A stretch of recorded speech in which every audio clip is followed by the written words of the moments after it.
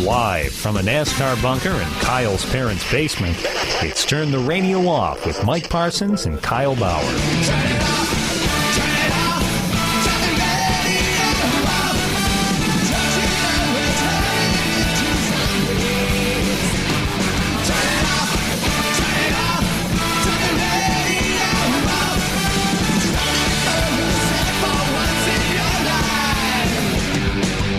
Become a fan at Facebook.com/TTRO Show. Follow along on Twitter.com/TTRO Show. Or just listen right now. It's Turn the Radio Off. I'm pissed off. Yeah? Is that a hot take, hot talk, hot take way to start a show? I think it is. Kyle, I'm going to be screaming this to the rooftops every year until something changes. As you know, earlier this month was my birthday.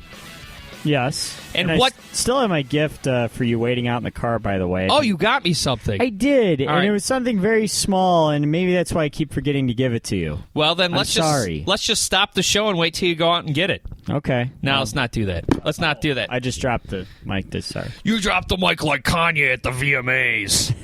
We'll touch on that a little bit later. Let me tell you why I'm pissed off. Because... No, it's not because I'm 31 and still podcasting from my basement, although that would make sense.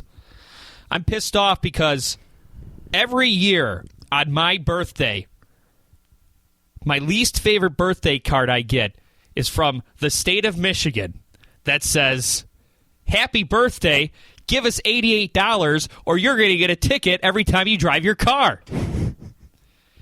And this bit, we've done this bit every year on my birthday. But it's important.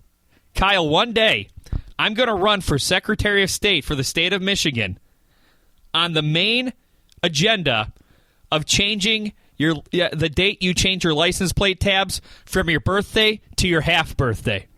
Which makes sense because you're still garnering the very important revenue that will be used to fund Todd Corser's prosecutor. Yeah, right. Or, more importantly, you're not getting basically forced to pay a tax or pay a fine on your birthday, which is a very rude way of wishing someone a happy birthday. Why aren't people more angry about this? I tell people about this, and they don't seem to care.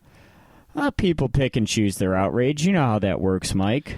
Kyle, one day I'm going to do this. And you know what? If the people elect me, great. My one goal is to change the day you change your tabs. And if they don't vote for me, you know what? They get what they deserve. But think about it, Kyle. I will spin it as economic development because, you know, if it's halfway to your birthday, so what? Who cares? But if on your birthday you have an extra $80, you'll go out there and spend it at bars and restaurants and stimulate the economy. Mike Parsons wants to change the fee to change your plates to your half birthday. Change your fee, change your life. Think about it. What do you ever remember about your half birthday? Nothing. It's cold because it's February. This bill will make it easier for people to forget, and Michigan will lose state revenue. Yeah. And instead, what does Mike Parsons propose doing with that extra $88 on your birthday? Going out and spending it on alcohol. You know what? That is just Big Tab's agenda to attack to attack my platform because they see it as a threat to their monopoly on buzz killing. I really think the reason why, and Mike, I like your idea. I support it. I really think the reason why the tabs are on your birthday is so you'll remember. Yeah. Like, I really think that's what it is. I do, in principle, yes, I support it, but I do see a little bit of logic behind it being on your birthday. I don't mean to burst your bubble. I really do support your policy, Mike, and I will vote for you. I'm just saying I think that's why the state of Michigan does it when they do it. $88 is a little steep. Well, it's $88 because I pay it. I pay it late, and that could also That could, well, it's... Mike Parsons paid his tabs fee late. I'm going to be Bernie Sanders. I'll be Bernie Sanders of the Michigan Secretary of State. Someone tries to throw mud, I'll say, let's talk about the... I don't have a Bernie Sanders impression. It's very New England, but... Let me see. Let me see if I could tap into it. I say we talk about the issues because... we don't need to waste our time talking about this Washington, D.C. rhetoric. I think it's a great idea, Mike. I wholeheartedly support your plan. That's more of a mix of Mayor Quimby and Mark Wahlberg. But it's good. That's better than mine. I've only heard Bernie Sanders actually... God, I support the guy for president, yet I've only heard him actually speak like maybe 5 times. I have a hard time getting his voice down. That's weird for a guy who's making so much waves in the political world. He doesn't speak a whole lot.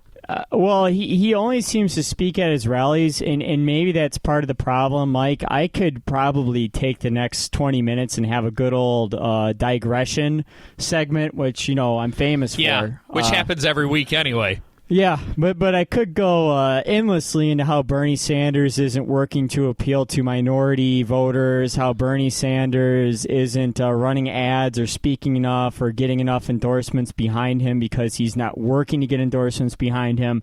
I could go on and on about how Bernie Sanders is pile driving his own campaign, but... I'll just refrain from pile driving the show, and we can get back on topic. Thank you. Actually, you know what? If you want to channel a Bernie Sanders impression, I think you start with the turtle from Rocko's Modern Life. I think that I think a lot of people confuse that with their Woody Allen impression, but I don't know. I got here. It seemed like it took the comedy world a long time to get their Obama impression down. I mean.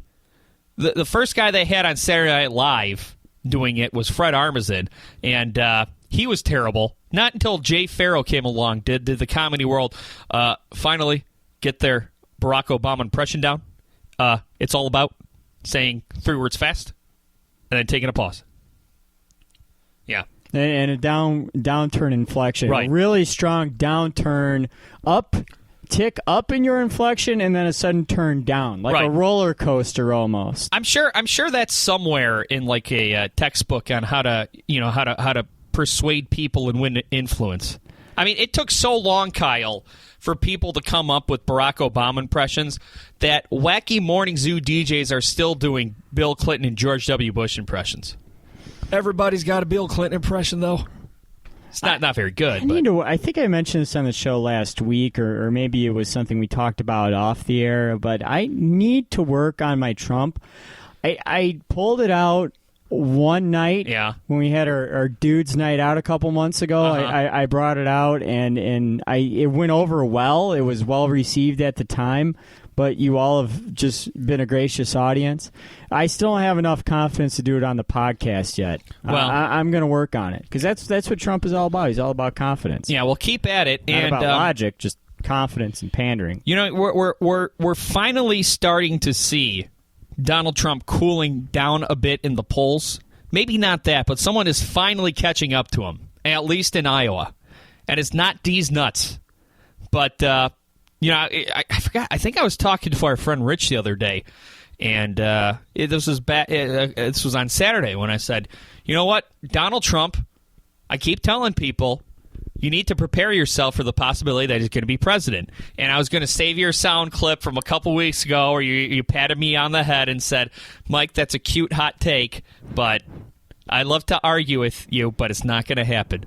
You may be right, because the last poll that I've seen in the state of Iowa, Ben Carson is now Detroit native Ben Carson, played by Cuba Gooding Jr. in some biopic, is now even with him in Iowa. Now, keep in mind, in 2012, Mike Huckabee won Iowa, but it's the first time you're seeing someone from the Republican side keeping up with Trump. And it's interesting that it's Ben Carson. Because the political outsider is hot. I remember seeing Ben Carson stickers on the cars of conservatives who don't want to come off as racist as long ago as last winter. Mm-hmm. I mean, people have been preparing for Ben Carson to run for a long time, and he does seem to have his faction And I just don't understand him as a candidate. I still don't. I mean, yes, what he has done in the medical field as a surgeon, it definitely deserves to be commended, and maybe he'll make a great Surgeon General one day. Actually, I don't think he would. But he isn't presidential material to me at all. He doesn't have the politic, and that's the problem, is that people seem to be getting this impression between Trump and between Carson and even Carly Fiorina. Carly Rae Jepsen Fiorina. Yeah, that we don't need a politician to run the country. Now, I can understand how in principle you can believe that, because politicians have really tended to be awful people throughout history. But at the same time, politicians are politicians for a reason. They know how to appeal to the masses. They know legislation. They know how to sign bills that garner support from voters. Well, apparently not right now, because the two quote-unquote political outsiders, they're doing a bad job of being politicians. The people who are politicians are doing a bad job of being politicians, because the two political outsiders are in the lead. But I think this is just a phase of voter right now in these preliminary polls, which I continuously say they don't mean a lot. I don't think they're as telling as folks want them to be. Yeah, and you're right. I mean, there's a brand new poll every day, but most of those polls have shown Trump in the lead up until now. But I really, really feel like this whole outsider thing is a phase. And remember, Bernie Sanders is an outsider in ideology, but he's still been in the Senate for years, and his political action dates all the way back to the Civil Rights Movement in the 60s. He's a veteran. He knows how Washington works, and he knows how diplomacy and policy works. And that's something that Trump or Carson don't. And the bottom line of what I'm saying is that idiots out there think anyone can be president. Right. No, being president of the United States is the most difficult job in the world. Not anyone can be president. I mean, just because Bush was president, and just because Reagan, who started as an actor, was president, or Jimmy Carter, who was a farmer, ended up being president, they still had time in some sort of office before they got to where they were. Well, and of course, Kyle, I'm gonna make the broad brush argument again. You know, not everyone who supports Ben Carson is a closeted racist trying to play it off. Of course, there's elements of it out there, but you know what? I think his appeal to people is that he's kind of soft-spoken. He seems like a nice guy. He comes across as likable.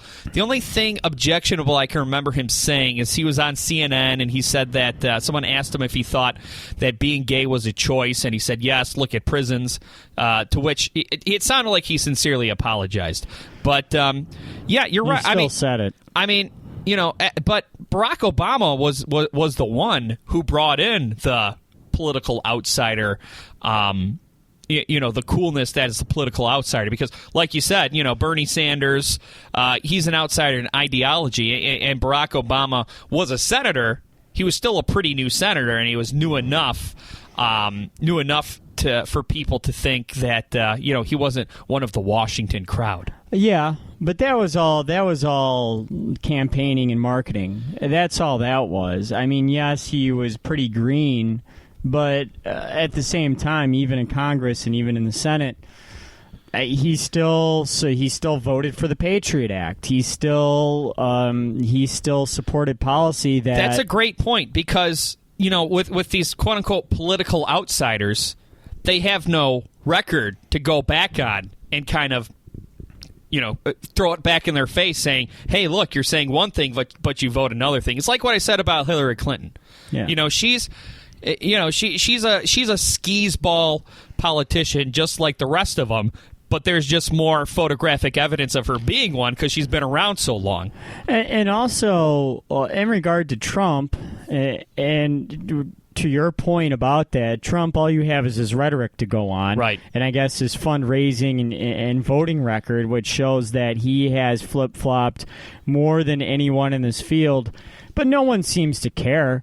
The people who have decided they're going to support him for one reason, I think, and that's because they see him as an imperialist. They see him as a nationalist. They see him as an imperialist. They see him as someone who doesn't like or trust immigrants.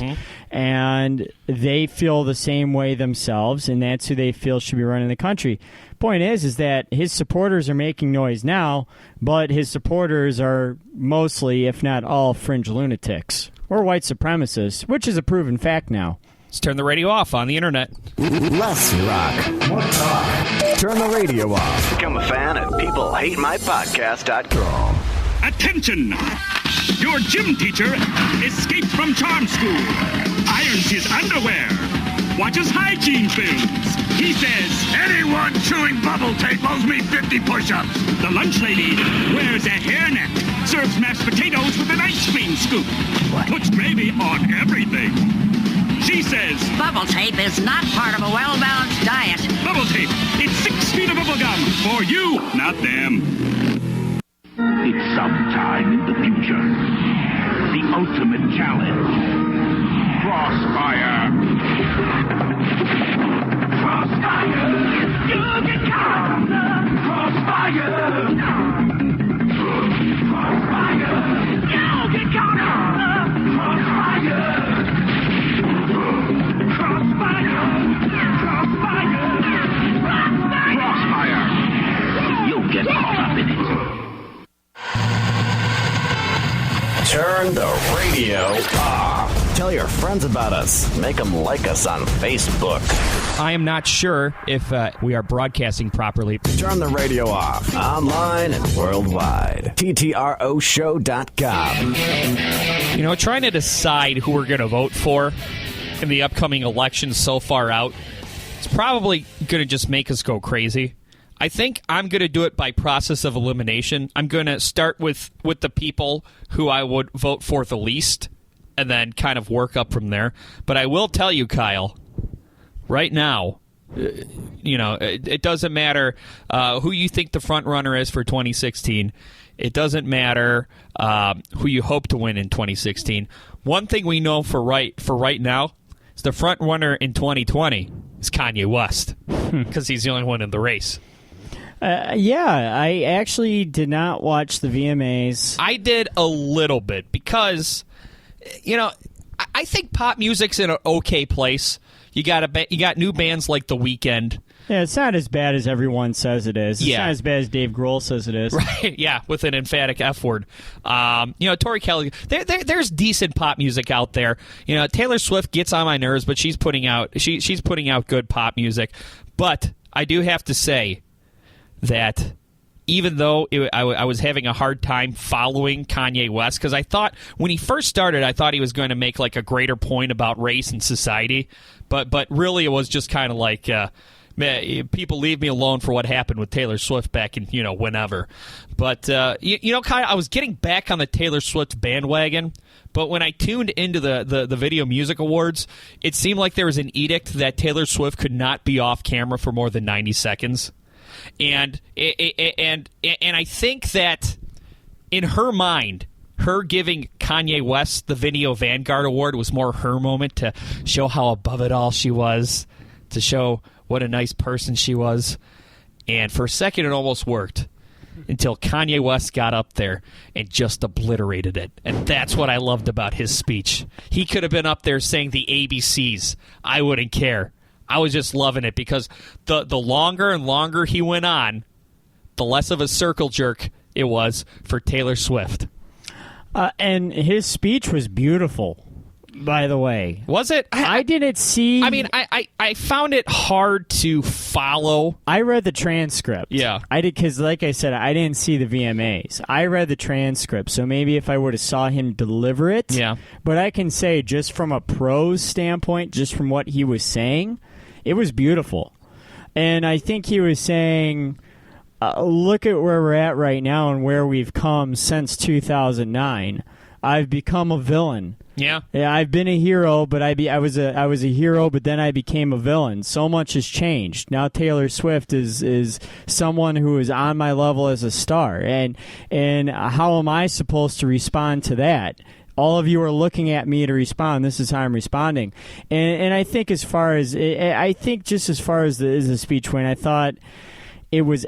It's really weird because I can't. Did you read say, all 15 minutes of it? Yes. Yeah. I can't say that it was eloquently. I was thinking, if Kyle won a VMA, his speech would be about 3 minutes longer than this one. That is a speech I give if I won a VMA. That's exactly. I love how it was meandering, how it was stream of conscious, how it was just him bearing himself. I love how Kanye West dresses for award show like Shaq dresses for his lotion commercials. You ever see it? Shaq just rolls in with a sweatshirt on, drops a few lines. Hey, it's smooth like me. He gets his 7 figures, then he goes back home and plays PS3 with Justin Bieber or whoever he hangs out with now.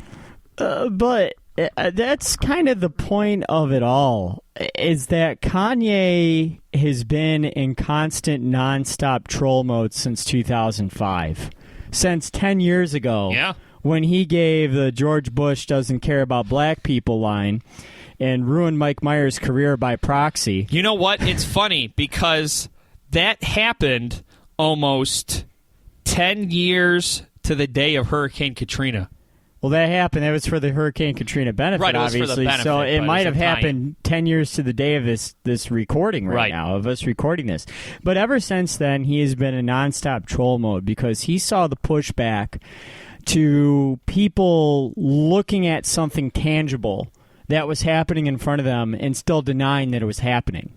All in the name of not wanting to address race, which in 2005, and it's funny how the ebb and flow of racial discussion and political correctness in this country seems to go whether there's a conservative president or a liberal president, or I guess a Republican, Democrat, however you want to frame it. Right. Back in the 90s, race discussion and PC discussion was all the rage when Clinton was president.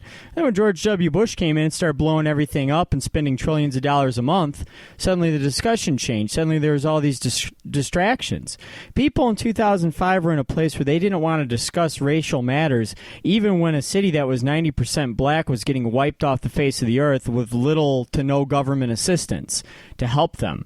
Kanye brought that to the table. He saw the pushback from it being so vitriolic, and he kind of grinned and said, "Oh, Whitey, you got 10 years of pain coming." Well, that's what I believe the place that he's been coming from. I think when people bring up race, the vitriol works on two levels. Number one, there's the people who are actually racist who get mad if you call them racist. Have you noticed the most racist people love to call other people racists, by the way? Oh, yeah, they love to flip the whole black thing, they like to flip it back on Obama. Yeah, right. Yeah, like people are like, well, racism got worse since Obama has been in office. That's because the racists have gotten louder because they're more butthurt. Well, because they try to turn it into if a tree falls in the woods thing. And then I think the other prong are people out there who might not be racist themselves, but they don't see it because it doesn't affect them. So if they're not seeing it because they're not affecting it, it's not affecting them. They're ignorant, but they're not necessarily racist. You know what I'm saying? And then so if they truly believe racism doesn't exist or it's not as big of a problem as everyone says it is, and they hear it, then they think someone's trying to get a free lunch for nothing. Yeah, it's more of a whiteness and classist issue when you bring it up with people like that. You know, I actually used to coddle myself in the idea that that's the way my parents were, but in the past 7 years, I've realized that they were just column A in your examples there, Mike. Well, I used to be column B. Because, we had a friend in college, a local rapper named Robo Rob, who was a little bit ahead of all of us on this. And he used to post articles about white privilege and everything. And him and I would get into it and everything. And he said, look, us as white people, we just have to acknowledge it. And, I was like, I'm not going to feel guilty. I'm not going to feel guilty about my race and how I was born. And I still don't. But I think it's important to keep your eyes open to it. Absolutely. And acknowledge that it does exist. And when you see it, talk about it. Call it out. Discuss it. Kyle, I often find that I learn most from the people I disagree with. At times, if there's a really controversial issue in the news, I will put up a status, and it will have about 100 comments from the same 3 or 4 people. And a lot of people say, my conservative friends, wow, you got some real liberal wackos on your Facebook page. And my liberal friends will say, you got some real conservative wackos on your Facebook page. But very rarely do I unfollow someone. I'll only unfollow someone if I see that there's no value to follow them. But I believe for the most part, people believe what they believe because they feel it's best for the country, for themselves, for society. And, there's some people out there who all we do is argue on Facebook, but we respect each other because either through arguing, we learn something we didn't know, or we solidify our opinions. And I think if you put yourself in this bubble where you unfollow people you disagree with, you're doing yourself a disservice because you're not testing your theories, you're not testing your opinions, and then once you go up against someone who has strong opinions and they've tried them out with people they disagree with, you're going to get killed and you're going to look stupid. I think that's something that Kanye West has been doing, but he's been doing it on a public stage for years. And just something more to your point, Mike, about keeping your eyes open. Us as straight white males, I mean, we really do have everything at our advantage. It's good to be us. It's good to be us. It's good to be us. A friend said to me the other day when I was listening to the radio on some history of Clarence Thomas, said to me, why don't you just become black? And I was so horribly offended by how stupid that statement was. And I said, I'm a straight white male. God, I have it so easy. Well, because, I think when a straight white male starts talking about it, But that's when you have to keep your eyes open. Right. I'll give you an example that Well, happened. once we start talking about it, from the outside, it looks like we're overcompensating. We have a white guilt thing. Right. Either we're overcompensating or we're trying to dictate. Right. One or the other. So it's hard from that standpoint, and I guess that's what, 250 years of oppression, we have that coming our way to an extent. But before you get to your point, Kyle, I just want to say something. Recently, I changed my profile picture to Eddie Murphy and Steve Martin from Bowfinger. One white guy, one black guy. And, before I would get in discussions with white people, I'd get in discussion with black people. They saw that I was white. They'd have a preconceived notion of what I was saying. Either I was a white guy who just didn't get it because it didn't happen to me. I was a white guy who was being too overly sympathetic. But now that I've got 2 different races on my Facebook profile picture, I feel like people can't make that projection, so they're listening to what I'm saying, and I seem to have better conversations with people of both races. It's incredible. It's ebony and ivory. Yeah. I was going to say, just yesterday I had an experience where I really felt that moment where it's like, oh, was I not opening my eyes enough, or were they a little too open? Where I was talking to Aaron Foley, who has been a guest in our show in the past. He's been a frequent guest on my podcast, and a guest in your professional radio show today. Yeah, and he's a freelance journalist and a soon-to-be author and an incredibly intelligent guy. that I really respect. And I was having a discussion. It started with me talking about Clark Park, which is a park in southwest Detroit that I volunteer in their hockey program as a coach. And it's not Superman's secret identity. No, it's mostly lower income. It's all lower income kids, but it's mostly minorities. And I was talking about the stigma of minorities, in hockey culture, in the world of hockey, and how important I think it is to build and grow and empower that demographic. And I'm thinking, so bad enough that he probably cared very little to none of what I was rambling on about. Which has never stopped you before. No, it's never stopped me before. I said something that after I walked away from the conversation, I was like, oh, God, what did I said to him, I hear it all the time in the locker room, of guys that I play with, other guys that I see coaching. I hear them say, oh, he's black. He doesn't know what he's doing. He's black. What's he doing playing hockey? Oh, that N-word. And I have to bite my tongue. And I kind of realized that when I said, I have to bite my tongue, am I making it sound like these are guys I'm friends with, that I'm just letting that go? I'm just letting that fly? I'm not sticking up for someone? Now, I don't know. In his mind, he might have been thinking, oh, okay, well, yeah, I mean, he's in a locker room. He's probably outnumbered by people who feel that way. He's on a team. It's a tough spot. Actually, he was probably thinking, I need to get the hell out of this conversation and go home. I'm tired. I can't listen to this man talk anymore. Well, probably just because he was bored of hearing you talk about hockey. But what I'm saying is that was one of those moments where it's kind of like, am I sounding like I was just enabling racist behavior to a black person?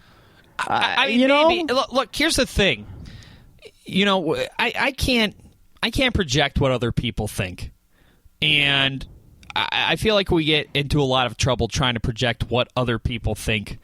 When you and I were talking about it, it just sounded like you play hockey with a lot of racist people. You don't care about it. You don't care for it, but you didn't speak up. Now, I mean, whether he thinks less of you or not, I don't know. But I'm just saying in general, though. I mean, it would have been nice if you said something, but most people probably wouldn't. But what I'm saying is that outside of that conversation in itself, it was just one of those general moments where, you try to be careful or you try to say the right thing, and sometimes you realize, why am I trying? Because when I try, that's often when I say something stupid. Right. But you always kind of got to toe that. You don't always have to. Sometimes you feel like you have to toe that line when you're speaking to people of other orientations, of other races, or even of other genders. Well, one thing you gotta watch what you say to women about women, because you're not a woman. Well, you don't know like they do. One thing I know I don't do.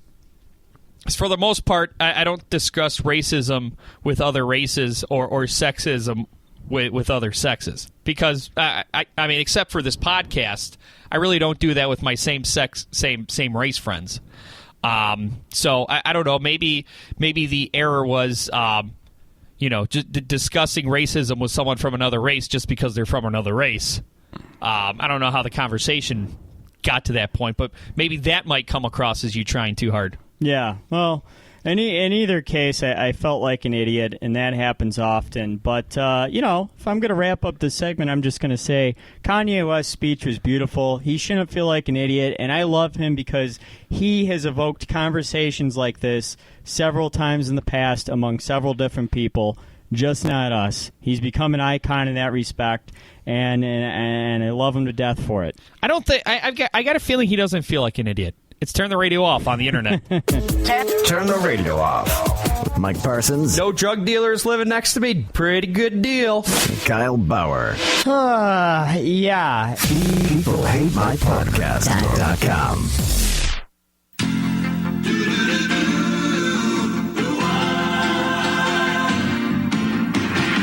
It doesn't matter what comes. Fresh goes better in life. With Mentos fresh and full of life. Nothing gets to you. Staying fresh, staying cool. With Mentos fresh and full of life. Fresh goes better. Mentos fresh days. Fresh goes better with Mentos fresh and full of life. Mentos, the fresh maker. Who asked you to go out of town? The stupid young one or the married one? The married one. That's what I thought. Don't go. You hear me? And you know what? You're not listening to me because I see you going. I see you going. I'm just telling you. I'm trying to help you to avoid the heartache. Don't go blindly through life. Let me use the power of the tarot to show you the way. Call me now for your free reading. Call 1-800-355-3765. They talk to a microphone because they're no good at talking to women. You, me, bar, beers, buzzed, wings, shots, drunk, waitresses, hot, football, Cornell Hofstra, slaughter, then quick nap at my place and we hit the tin sound. Turn the radio off. Well, this Kim Davis, this Kentucky County clerk, really is digging her heels in this whole gay marriage fight. I don't know if you've heard this, Kyle, but she's a clerk, a clerk who gives out, I don't know what the official title is, but her job is to brandish marriage licenses down in a county in Kentucky. And she has been refusing to issue them to same-sex couples. And it's been caught on tape. It's been a big controversy. She's facing jail time. She's facing fines. Now, I do have to say, do I think she should be fired? Yes. Do I think she should face jail time? I think that's a little excessive. I mean, I know there are certain laws that say you have to uphold the Constitution, and you can face penalties of fines and up to jail time. I don't think she's going to face jail time. I don't think she should face jail time, but I think she should be removed from the job. If she gets jail time, the shitstorm that'll happen. Well, yeah, I think it's a mistake. I think it's unnecessary, but I think people are citing she might get jail time to rile up the people who are against it and hide behind religious liberties. But my question when something like this comes up, hey, if it's a religious belief, fine. But are you doing the same thing to couples who are being remarried after getting divorced? Because hey, that's against the Bible too. Are you being consistent across the board, or are you picking and choosing because you think homos are weird? I heard a rumor that she's been married 3 times, but I never got confirmation on it before the show, and I apologize for that. But if that is in fact the case, that would be some more rich irony and hypocrisy. I mean, Kyle, I don't want to say that I respect someone who discriminates, but I would respect somebody a whole lot more if they just admitted that they were doing it to be discriminatory. If they just admitted they were doing it because they thought gay marriage was weird, instead of hiding behind religious freedom. I mean, if I'm Jesus, I'm looking down at these people and saying, "Hey, stop making me look like a dick." Yeah, that's actually one way I've always oddly respected Ted Nugent, and this is the only sliver of respect I have for him, is that whenever Ted Nugent says something stupid about race or about animal rights or about women, what have you, he never backs down. I don't know, I guess... He doesn't hide... He doesn't hide behind a false pretense. Actually, and that's one thing about Trump is that he does that. And I can't believe I'm saying this. I'm speaking out of both sides of my mouth because just last night I decried her doing this. But Ann Coulter recently called Obama a retard, and in doing so, obviously incited a lot of upset people in the special needs community. And right, the militant Downs agenda. And I don't... Yeah, so... Hat tip to Rush Limbaugh for coming up with the militant gay agenda. Yeah, and as somebody who works with special needs people, trust me, you don't want to get a Down syndrome person upset. I mean, they will make you pay in one way or the other. But I say that lovingly, of course.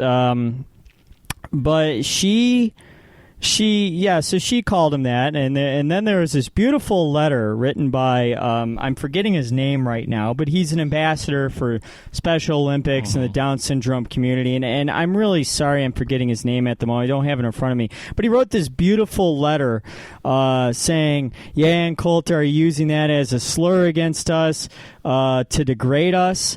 Or are you trying to degrade us as people who get poor health care and who get poor housing, or as people who aren't as smart as so it was really Sounds well tailor-made for BuzzFeed, right? And it was. That's where I first read it.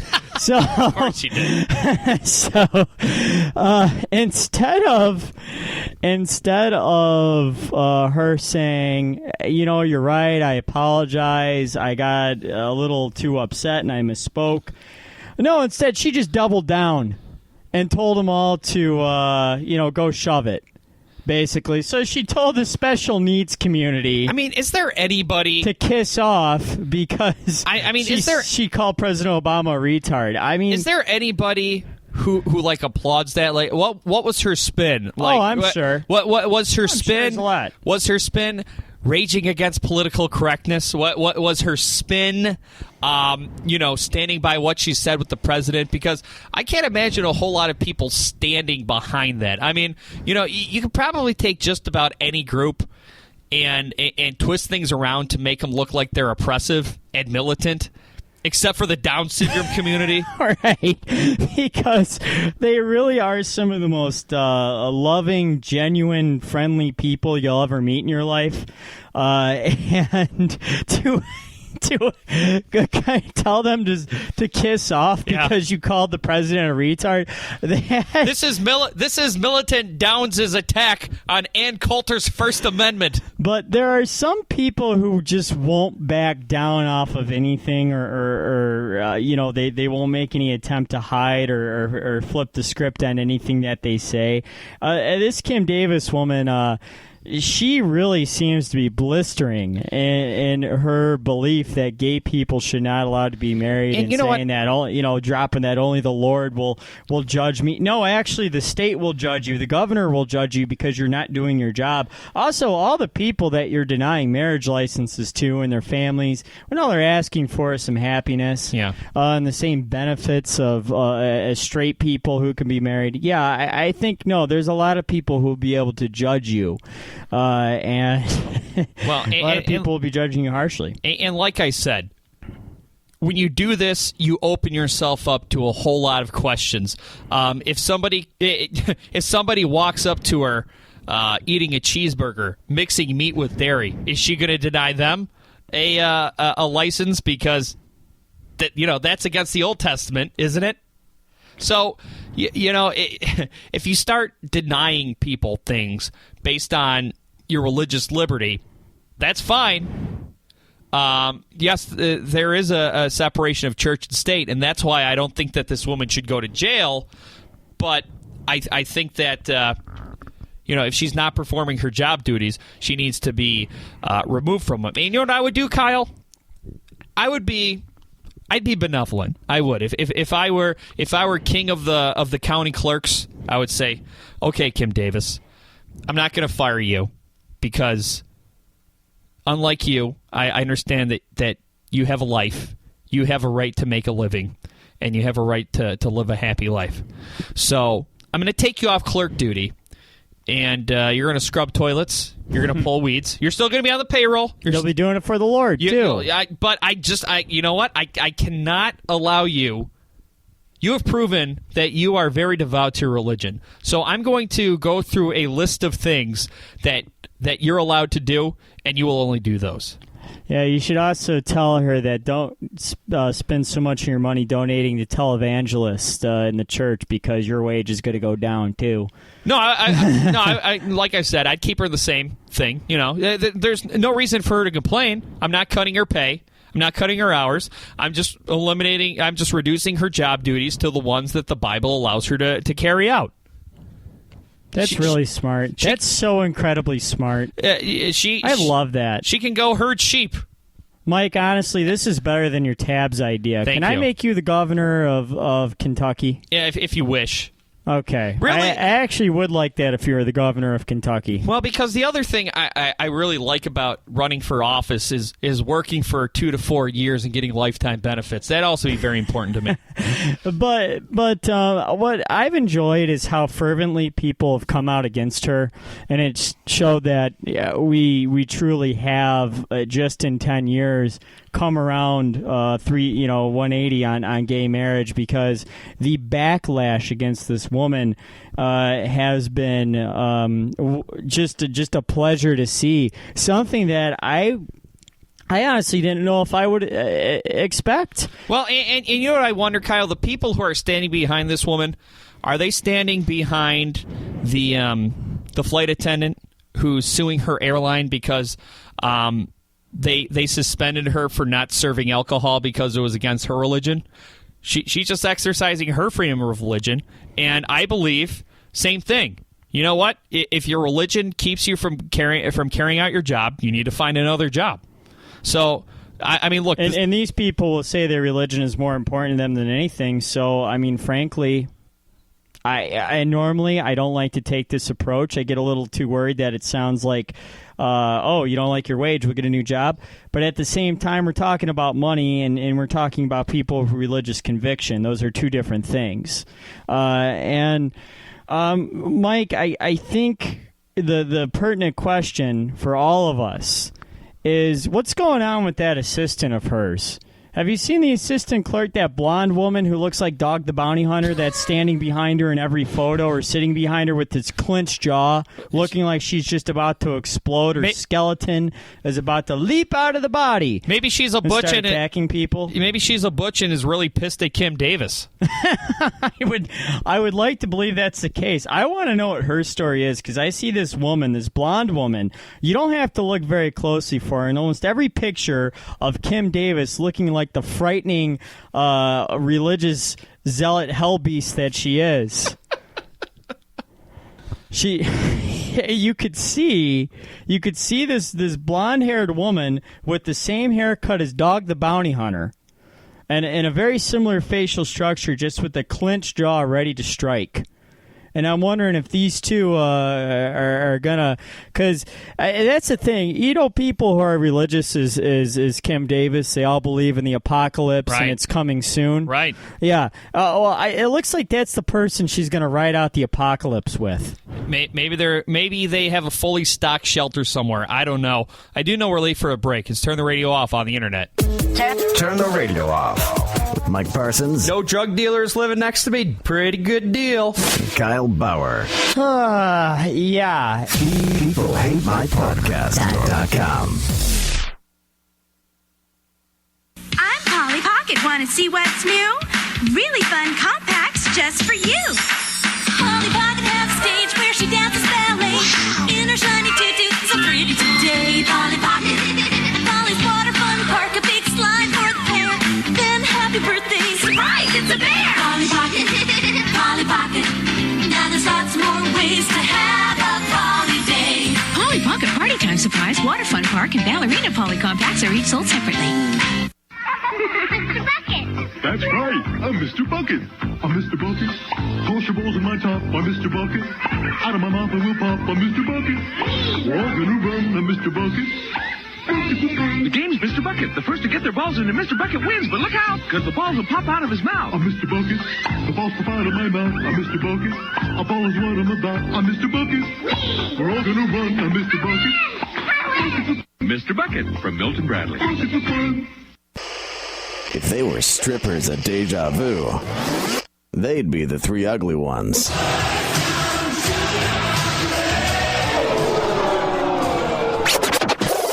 Turn the radio off. All right, so as in both the news and the free press today, is Livernois and McNichols the new Midtown? I guess that there's this nonprofit who's they're trying to revitalize the area. I guess it is on a comeback trail. I guess it's called Fashion Avenue, which is actually Fashion Avenue has actually been around for a while. Right. Well, it probably used to be Fashion Avenue, and then it went away with the rest of the city, but now it's coming back. And look, I'm all for all these different areas of the city coming back. I mean, obviously, you have to be. But does every thriving part of the city have to be the new Midtown? Just like does Midtown have to be the new Brooklyn? Can it just be Livernois and McNichols that happens to be doing well and finding its own niche instead of being quote-unquote the new Midtown? Because Midtown is successful because of many different factors, that none of which actually leads to long-term viability, because it's all based on young professionals living there, renting there. But, it's not set up for families to live there for the long haul, because you still got that pesky little issue of a school district in shambles. And we all know that's how you attract families and keep them there for a while. Yeah, absolutely. And yet that continuously in all this talk about Detroit's revival, two really important things continue to be left out. Well, actually, three important things continue to be left out of this. I can't believe I almost forgot one of these. Is that, one, the schools, two, the fire and police department, three, the water supply, and all the people who in the neighborhoods who can't pay their water bill, people who have been in Detroit for a long time. You still have a crisis there where you have a large portion of people in the city getting their water turned off. So these are three crises that have been really conveniently left out of the narrative, and I think they're a specter that's going to continue to loom over all this Detroit Renaissance revitalization, because for stability, that's where it needs to come from. And do I think in some aspects, do I think the public sector issues that Detroit has will be circumvented by more charter schools, more private schools in the city? With money, I think you're going to see a lot more of that, because I think some families will make it so that they can stay there and raise their kids in the city, similar to what you see happen in trendier and more affluent parts of Chicago and New York City and Washington, D.C. But in regard to all those problems, and now saying we're going to make Northwest Detroit the next trendy part of town, this scares me, and this is why. Because, of course, I love to see blight busted. I love to see development. Right. But when I hear new Midtown, I hear gentrification. Yeah. And the reason why that concerns me is because Northwest Detroit still has viable neighborhoods. People think every single neighborhood in Detroit is bombed out. No. I live right by Northwest Detroit. I can say from experience driving through Northwest Detroit to Redford, driving through Northwest Detroit to get to your place to do the show, and people I know who live and grew up in Northwest Detroit, it's a viable area in its own right. Is there some blight? Are there things that need to be improved? Of course. But there are neighborhoods there, very nice, beautiful, mid-century homes that I have a sinking feeling, if this project is completed the way that they are idealizing it by referring to it as the next Midtown, that means bouncing out long-standing residents that are taking care of their homes, that are paying taxes, that can pay their water bills, that can lend any sort of support revenue-wise to the city, that have every right to be living there but can't afford to after a while because property values end up going up, because UDM wants to copycat Wayne State and have a trendy neighborhood around their campus.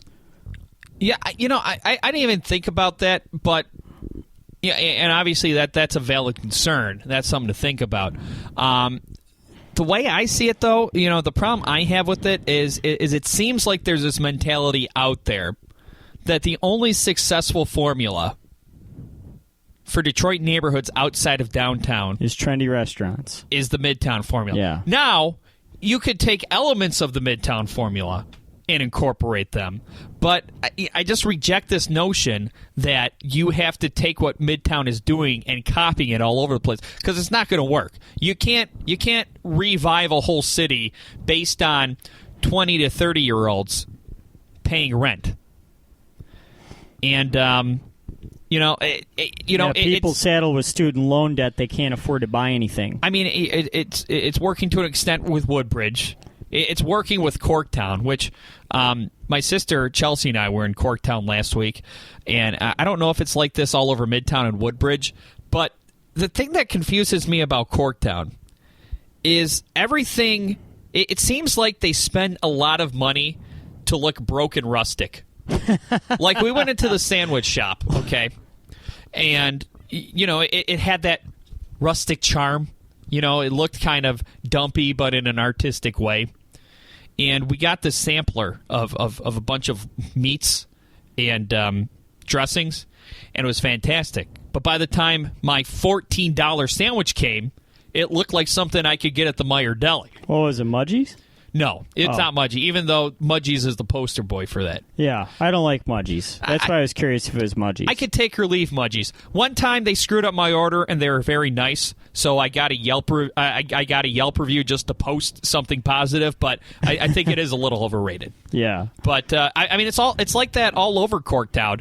I don't spend a whole lot of time in Midtown, but it seems like that's the case. But really, Midtown, the only thing I really go to is Slows, and even though Slows to go is expensive, you do get a lot for your money. It is quality. And also everywhere seems to be trying to copy the same vibe. The rustic thing is you're right. I think every place down there is trying to take on a mid-century feel to it, either a rustic or mid-century feel to it. The urban whole peasant chic, Mad Men aesthetic of we're a gastropub with craft martinis. What the hell is the difference between a gastropub and a restaurant, by the way? About $40. Hey-o, but you're right.